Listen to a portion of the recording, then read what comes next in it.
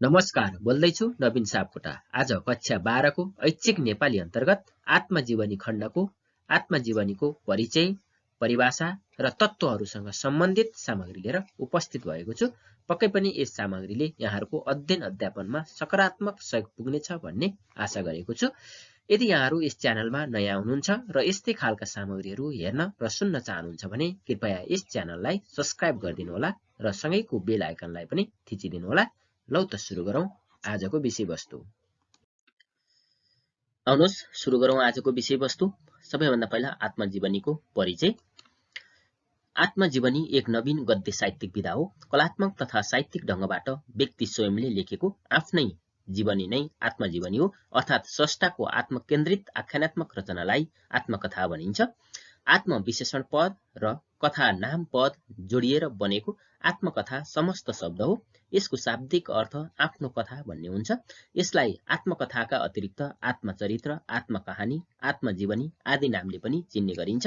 आत्मकथा तत्सम शब्द हो। यहाँ आत्मकथा र आत्मजीवनीलाई समानार्थी रूपमा प्रयोग गरिएको छ। आत्मजीवनी लेख्दा रचनात्मक शिल्पसँगै लेखकीय आचार विचार, निष्पक्षता, तटस्थता, आत्मसमीक्षा, कथ्य र वर्णनात्मक शिल्प पनि महत्त्वपूर्ण हुन्छन्। यसको शैली आत्मपरक निबन्धको जस्तो र संरचना कथाको जस्तो हुने हुनाले यसलाई कतै कतै निबन्धको भेद र कतै आख्यानको भेदका रूपमा पनि लिने गरिन्छ। यसको उद्देश्य स्रष्टाको जीवन वृत्त वा आत्मकहानीको प्रस्तुति रहेको हुनाले यसको सम्बन्ध निबन्धसँग भन्दा बढी आख्यानसँग नजिक देखिन्छ। कसै कसैले आत्मजीवनीलाई एउटा छुट्टै विधाका रूपमा पनि चर्चा गरेको पाइन्छ, तर संरचनागत दृष्टिले केही फरकपन देखिए पनि यो छुट्टै विधा नभएर आख्यानकै एउटा उपविधा हो। कथा र उपन्यास भन्दा आत्मकथा पात्र वा प्रस्तुतका कारण भिन्न मानिन्छ। आत्मकथामा प्रथम पुरुषको पात्र योजनामा लेखिन्छ। यसमा पनि स्रष्टा स्वयं नै कथाको नायक वा प्रमुख कथयिता हुने र यसमा प्रयुक्त कथावस्तु स्रष्टाकै जीवनसँग प्रत्यक्ष जोडिने हुनाले यो बनोटमा उस्तै लागे पनि बुनोटका दृष्टिले कथा वा उपन्यास भन्दा भिन्न हुन पुग्दछ। संस्कृत साहित्य शास्त्रहरूमा आत्मजीवनी वा आत्मकथाको विधागत चर्चा अन्य विधा जस्तो त्यति व्यापक रूपमा भएको पाइँदैन। त्यस्तै प्राचीन संस्कृत साहित्य परम्परा वा आख्यान परम्परामा आत्मजीवनी वा आत्मकथा लेखन कार्य पनि त्यति भएको देखिँदैन। लेखक स्वयंले आफ्नो पारिवारिक, साहित्यिक, राजनीतिक, सामाजिक आदि भूमिका तथा अनुभवका बारेमा समग्र वृत्तान्त प्रस्तुत गर्ने काम आत्मजीवनीमा हुने गर्दछ। त्यसैले यो व्यक्तिको समग्र चित्र हो अथवा व्यक्तिलाई हेर्ने एउटा छुट्टै ऐना हो। आत्मजीवनीलाई अङ्ग्रेजीमा अटोबायोग्राफी भनिन्छ। ग्रीक भाषाका अटो, बायोस र ग्राफियन तीनवटा शब्द मिलेर बनेको अटोबायोग्राफी शब्दको शाब्दिक अर्थ आफ्नो जीवनी लेखन अथवा आफूले लेखेको जीवन कहानी भन्ने हुन्छ। यसरी पूर्वीय र पाश्चात्य प्रयोग दुवैलाई हेर्दा आत्मजीवनीले स्रष्टाको जीवन चरित्रलाई पाठक समक्ष प्रस्तुत गर्ने काम गर्दछ भन्ने निष्कर्ष निकाल्न सकिन्छ। आत्मजीवनीकार स्वयंको जीवन हो। यसमा लेखक स्वयंद्वारा आफ्नो आत्मजीवनी लेखिएको हुन्छ। आत्मजीवनीको नायक र लेखक सधैँ एकै व्यक्ति हुन्छ। यो आत्मजीवनीको प्रमुख र सर्वमान्य स्वरूप हो। त्यसकारण आत्मजीवनीको शीर्षक नायकको नाम वा उसको जीवनको कुनै एक घटनासँग सम्बन्धित हुन्छ। आत्मजीवनी लेखन आफैले बिताएको जीवनको पुनरावलोकन हो। यसमा डकुमेन्ट्री चलचित्रकै जस्तो दृश्य स्मरणपटमा छायाचित्र जस्तो भई अन्तश्चक्षुबाट देखिन्छ। पुनरावलोकनकै क्रममा स्रष्टाले चाहेर वा नचाहेरै पनि आफ्ना अतीत र वर्तमान जीवनको तुलना पनि गरेको हुन्छ।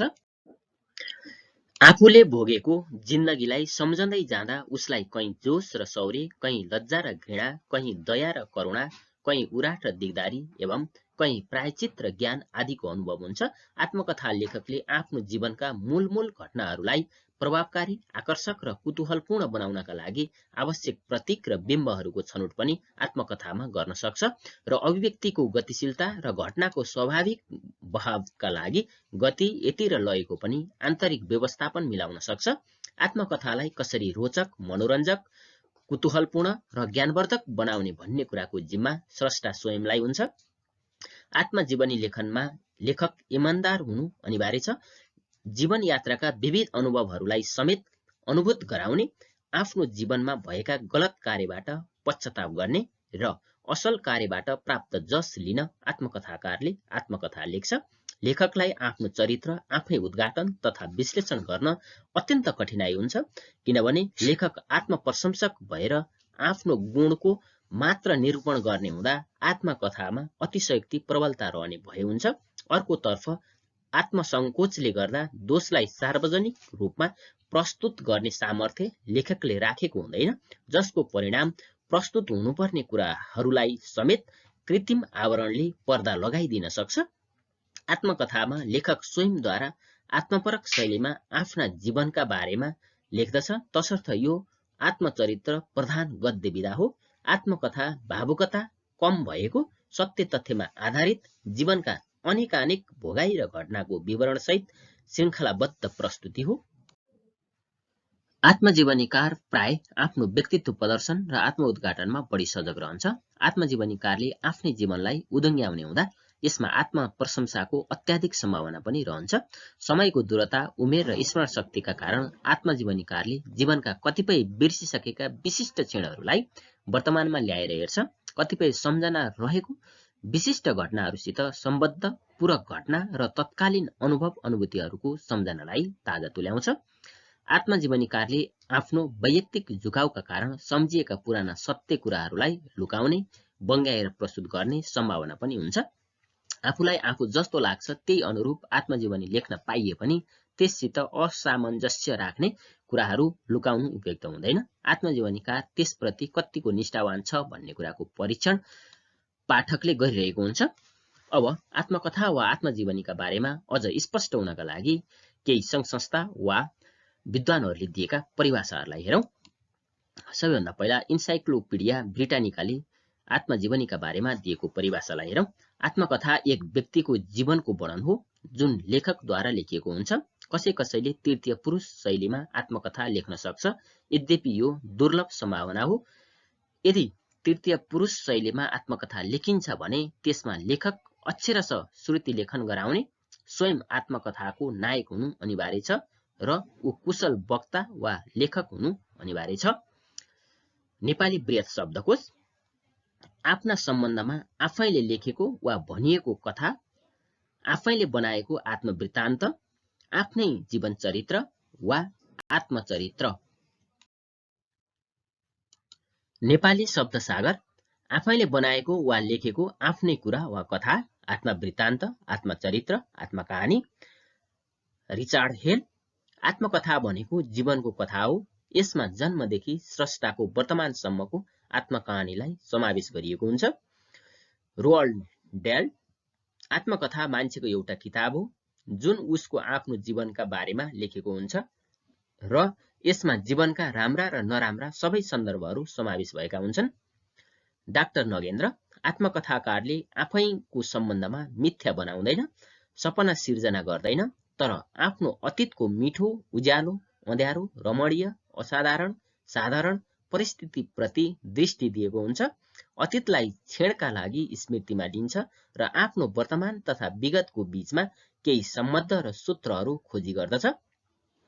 प्राध्यापक घटराज भट्टराई। आत्मकथा भनेको आफैद्वारा लेखिएको आफ्नो जीवनी वा जीवनको एक अंश हो। आत्मकथा लेख्ने व्यक्तित्व नै आत्मकथाको नायक हुन्छ। चूडामणि बन्धु। आफ्नै जीवनका भोगाई, अनुभव, सफलता, असफलता, प्रेरणा आदिका बारेमा अभिव्यक्त वृत्तान्त नै आत्मकथा हो। उल्लेखित परिभाषा र अवधारणालाई हेर्दा आत्मजीवनी वा आत्मकथाको शाब्दिक अर्थसँग सृजनात्मक स्वरूपको एकरूपता देखिन्छ। आत्मकथाकारले आफ्नो जीवनको आरोह अवरोह, निजी भोगाई, अनुभव र चिन्तनहरूलाई आख्यानात्मक स्वरूप प्रदान गरेर आफ्नै जीवन कहानी लेख्नु नै आत्मजीवनी वा आत्मकथा लेखन हो भनेर सहजै बुझ्न सकिन्छ। सूक्ष्म दृष्टिले हेर्दा आत्मकथा कसैका जीवनको विवरण मात्र नभएर पाठकका निम्ति प्रेरणाप्रद, विचारोत्तेजक, कर्म उत्तेजक र त्यतिकै रोचक पनि हुनुपर्ने अपेक्षा गरिन्छ। सम्बन्धित क्षेत्रका अनुरागी, नवप्रवेशी, नवप्रतिभा र सहभागीहरूका लागि उत्साहपूर्वक, अभिप्रेरक, प्रत्युत्पादक र शिक्षाप्रद पनि हुन सक्दछ। आत्मलेखनमा पूर्ण इमान्दारिता असम्भव भए पनि लेखकीय आत्मनिष्ठा, आत्मसमीक्षा, आत्मवृत्तान्त, कथन कला, व्यक्तित्व र इतिवृत्तिको प्रसङ्गले समयकालको विविधता प्रस्तुत गर्नुपर्छ। जबसम्म बजार बिक्री, फाइदा, सेलिब्रिटी र सफलताका कुराले आत्मलेखन विधा निर्देशित हुन्छ, इमान्दारिता आत्मसमीक्षाले प्राथमिकता पाउँदैन। यसमा कल्पना गौण रहने हुँदा पाठकले उक्त विविध पक्षका साथै व्यक्तिका जीवन चक्रको पनि राम्रो ज्ञान पाउन सक्छ र लेखक स्वयं नै कथाको नायक बन्ने हुँदा ऊ परिचित रहेछ भने लेखिएको अंश र चिनिएको पात्रलाई पाठकले दाँजेर हेर्न र विश्लेषण गर्न पनि पाउँछ। यस कारण पनि आज आत्मकथा विधा स्थापित बनिरहेको छ। आत्मजीवनीको इतिहासलाई हेर्दा धेरै विद्वानहरूले तत्कालीन राजा पृथ्वीनारायण शाहको दिव्योपदेश 1831 लाई नै आत्मकथाको आधार मानेका छन्। चिरञ्जीवी शर्मा पौड्यालको आफ्नो कथा 1974 यस किसिमको अर्को कृति हो। यस कृतिको प्रकाशन 2014 मा भएको हो। यस कृतिमा लेखकको वंश परिचय, लेखकले विक्रम सम्वत 1930 असारमा चिफ कर्नेल लोकबहादुर थापासँग सल्यान जाने, खरिदार माता भद्र जयनाथसँग डोकामा बसेर गएको, उतै दाङ, देउखेरी, नेपालगञ्ज, काठमाडौँ आदि स्थानमा भ्रमण गरेको विषयवस्तु समेटिएको छ। यस आधारमा यस कृतिको नाम आत्मकथा परम्परामा नछुटाइ लिइन्छ। नरेन्द्रमणि आदिको भएका कुरा, प्रेमराज शर्माको तपस्वीको अनुभव, कृष्णकुमारीको एक शोकमय जीवन, चक्रपाणी चालिसेको आत्मपरिचय आदि आत्मजीवनीहरू यस विधाका विकासका आधार देखिन्छन्। बालकृष्णसम्मको मेरो कविताको आराधना 2023 को प्रकाशनपछि यस विधाले जीवन्त र सशक्त स्वरूपको प्रदर्शन गर्दछ। अहिले आत्मसंस्मरणात्मक रचनाहरू प्रशस्तै प्रकाशनमा आएका छन्। कृष्णचन्द्र सिंह प्रधानको नफर्किने ती दिनहरू 2059, सूर्यप्रसाद सापकोटाको मेरो जागिरे जीवन 2069, विनोद चौधरीको विनोद चौधरी 2071, झमक घिमिरेको जीवन काँडाकी फूल 2065, भोपालमान सिंह कार्कीको आत्मजीवनी 2051, हरिवंश आचार्यको चिना हराएको मान्छे 2071, किशोर नेपालको समय 2072, रुक्माङ्गत कटुवालको रुक्माङ्गत कटुवाल 2071, लक्ष्मण सन्त्यालको आत्मकथा 2071, भीष्मराज परसाईको हाम्रा ती दिनहरू 2073 आदि आत्मकथाका रूपमा प्रकाशन भएका उल्लेख्य कृतिहरू हुन्। पछिल्लो समय जगदीश घिमिरेको आत्मलाप, मदनमणि दीक्षितको जीवन महाअभियान, मदन कृष्ण श्रेष्ठको महको म, लोकराज बरालको रोमाञ्चित जीवन, विजय कुमार पाण्डेको खुशी, नरहरि आचार्यको गणतन्त्र यात्रा, नयनराज पाण्डेको यार जस्ता कृतिले साहित्यिक मूल्य सहित नेपाली आत्मकथा लेखनको परम्परालाई निकै उर्वर बनाएका छन्। अब आत्मजीवनीका विशेषताहरूलाई हेरौं। यहाँ आत्मजीवनीका विशेषताहरूलाई बुँदागत रूपमा छोटो चर्चा गरिएको छ। 1. जीवनसँग सम्बन्धित घटना। स्रष्टाले सबैभन्दा पहिले आफ्नो जीवनसँग सम्बन्धित घटनाको छनौट गर्नुपर्छ। आफूले भोगेका र अनुभव गरेका समग्र घटनाहरूलाई क्रमबद्ध गरी कुनपछि कुन राख्ने त्यसको निर्धारण गर्नुपर्छ अनि कालक्रमिक श्रृङ्खलाबद्ध गरी घटनालाई अगाडि बढाउने हो भने त्यसमा विश्वसनीयता सिर्जना हुने गर्दछ। 2. घटनाको रोचक र विवरणात्मक प्रस्तुति। आत्मजीवनी सत्यतामा आधारित हुन्छ, तर घटनालाई रोचकता दिन वा कलात्मक बनाउनका लागि आंशिक रूपमा हार्दिकताको प्रयोग गर्ने गरिन्छ। सरासर वर्णन गर्दा कथा रोचक नहुने हुनाले सत्यतासँग नजिक केही काल्पनिक सन्दर्भहरूलाई पनि दृष्टान्त स्वरूप प्रस्तुत गरेर अनुभूतिको तार्किक पुष्टि गर्ने काम यसमा हुने गर्दछ। 3. आत्मजीवनीमा वास्तविक जीवनको परिचय दिइन्छ। आत्मजीवनीले लेखकको जीवनको वास्तविक परिचय दिन्छ, किनभने यसमा ती चीजहरूको विवरण पनि समावेश हुन्छ जुनबाट पाठक वर्ग अनभिज्ञ छ। हरेक व्यक्तिको जीवनमा त्यस्ता चीजहरू हुन्छन् जुन केवल उसँग सम्बन्धित हुन्छन्। लेखकले ती चीजहरू आफ्नो आत्मकथामा वर्णन गर्ने भएकोले आत्मकथाले पाठकलाई लेखकको वास्तविक जीवनको परिचय दिन्छ। 4. आत्मजीवनीमा लेखकले आत्मआलोचनाको अवसर पाउँछ। आत्मआलोचना आत्मजीवनीकारको एक महत्त्वपूर्ण विशेषता हो। आत्मजीवनी लेख्ने व्यक्तिले आफैलाई राम्ररी अवलोकन गर्दछ र त्यसको सकारात्मक र नकारात्मक पक्षहरूलाई धेरै नजिकबाट निहाल्ने गर्दछ। आत्मजीवनीकारले आफ्नो जीवनका घटनाहरू, जीवनलाई प्रभावित गर्ने वा जीवनको विकासमा योगदान पुर्याउने घटनाहरूलाई नजिकबाट हेर्दछ। यसले गर्दा आत्मजीवनीकारले आफ्नो जीवनका नकारात्मक पक्षहरूमाथि आत्मालोचना गर्ने अवसर पाउँछ। 5. आत्मजीवनीले लेखकको समाजसँग परिचय गराउँछ। आत्मजीवनीले लेखकलाई समाजसित परिचय गराउँछ। समाजले लेखकको आत्मकथा पढेर लेखकको जीवनका बारेमा जान्दछ। यससँगै आजसम्म अनभिज्ञ रहेको समाजलाई लेखकका जीवनका घटनाहरू र तथ्यहरूसँग परिचित गराइदिन्छ। यसमा धेरैलाई थाहा नभएको कुरा प्रकट हुन्छ। यी चीजहरू आत्मकथाद्वारा मात्र प्राप्त हुन्छ। यसले पनि समाजका लागि प्रेरणाका रूपमा काम गर्दछ। 6. आत्मजीवनीले अनुभूतिको सूक्ष्म रेखाङ्कन गर्दछ। स्रष्टाले आफ्नो अनुभूतिलाई जति सूक्ष्म ढङ्गले प्रस्तुत गर्न सक्यो, आत्मजीवनी त्यति नै रोचक हुने गर्दछ।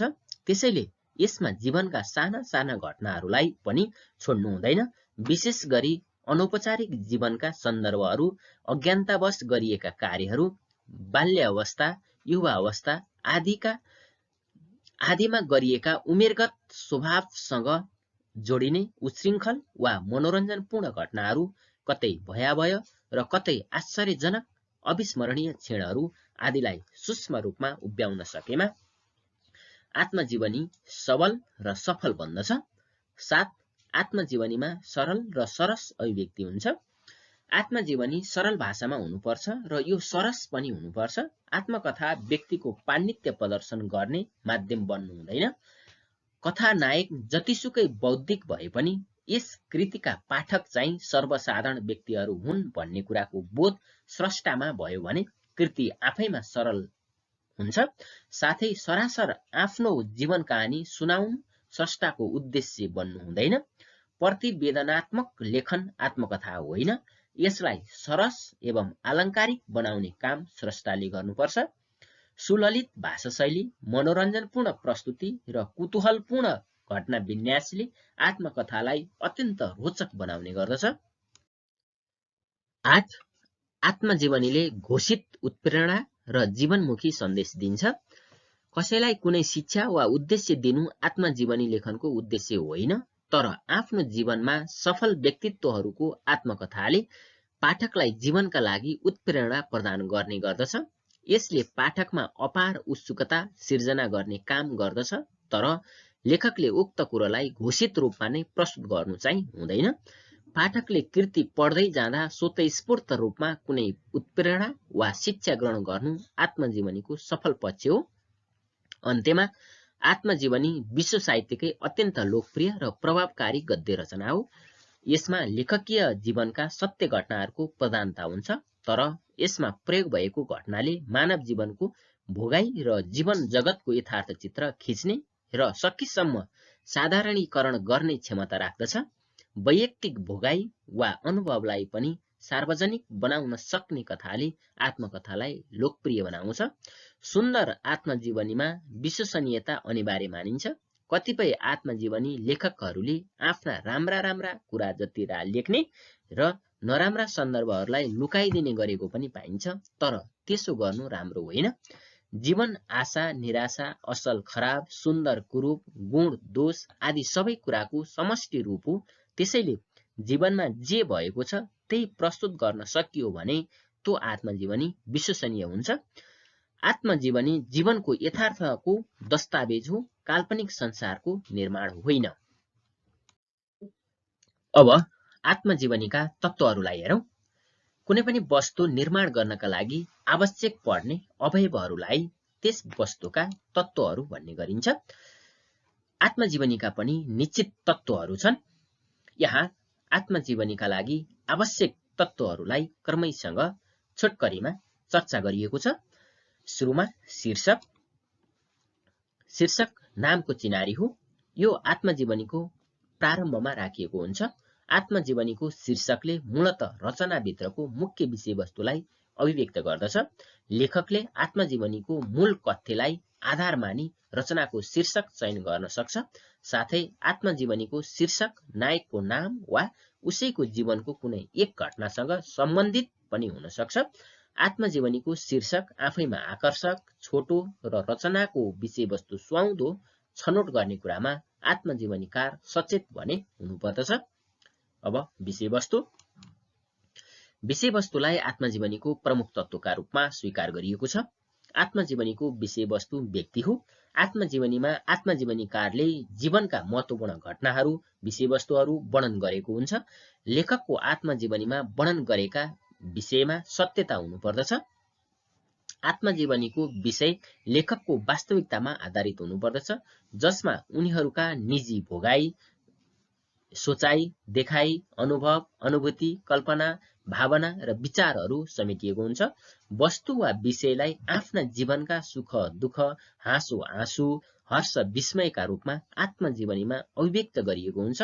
यसै गरी व्यक्तिका बाल्यकाल, शिक्षा दीक्षा, संलग्नता, विशिष्टता, सिर्जना, उपलब्धि, योगदान, सामाजिक मार्गनिर्देशन, सम्मान तथा पुरस्कार आदि कुरालाई पनि आत्मजीवनीमा समावेश गरिएको हुन्छ। यसरी कुनै व्यक्तिको जीवनको प्रारम्भदेखि उत्तरार्धसम्मका अनुभव, भोगाई, कार्य, उपलब्धि, योगदान आदिको संक्षिप्त, पूर्ण र यथार्थ रेखाङ्कन आत्मजीवनीको विषयवस्तु बनेको हुन्छ। आत्मजीवनीको विषयलाई चाखलाग्दो बनाउने महत्त्वपूर्ण गुण भनेको संक्षिप्तता हो। अत्याधिक विस्तारले विषय निरस हुन्छ। त्यसकारण आत्मजीवनीमा रमाइलोपन, स्पष्टता, वास्तविकता, सत्य, प्राकृतिकता र संक्षिप्तता हुनुपर्दछ।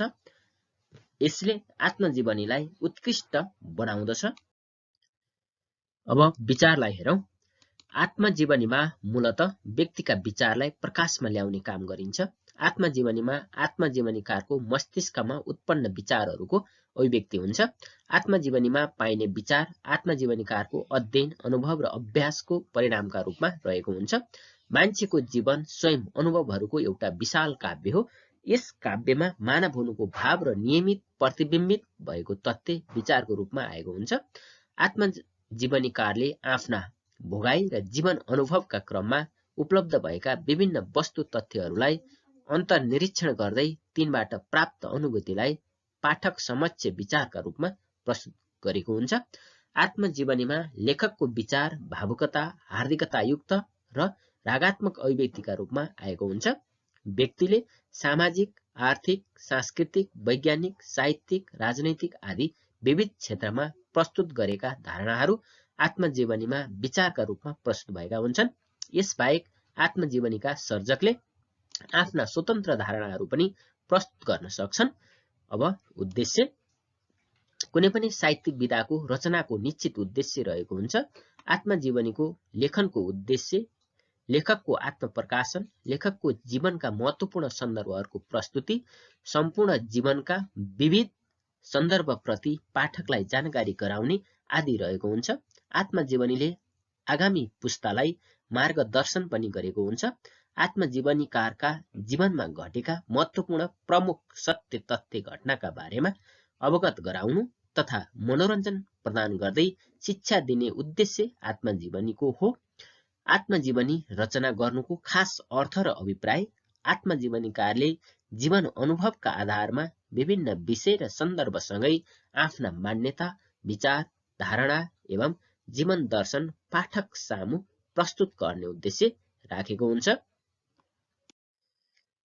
आफ्नो जीवनका महत्त्वपूर्ण मोडहरू, मार्मिक क्षणहरूमा आफूले आर्जन गरेका उपलब्धिहरू र आफूले भोगेका विपत्ति र व्यवधानहरूका प्रकाशमा आत्मानुभवको सारका रूपमा जीवन सत्यको उद्घाटन गर्ने उद्देश्य आत्मजीवनी लेखनको रहेको हुन्छ। अब भाषा शैली शिल्प। आत्मजीवनी प्रस्तुतिको माध्यम भनेको भाषा र प्रस्तुतिको तरिका भनेको शैली हो। आत्मजीवनीमा गद्य भाषाको प्रयोग हुन्छ, तसर्थ यसको भाषा सरल, सुमधुर र प्रभावकारी हुनुपर्दछ।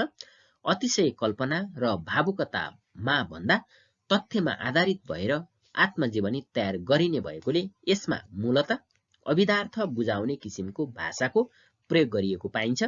आफ्नै बारेमा लेखिने भएकोले आत्मजीवनी सधैँ प्रथम पुरुष शैलीमा लेखिएको हुन्छ। यसमा प्रयोग हुने भाषा विषय सुहाउँदो पनि हुनुपर्छ।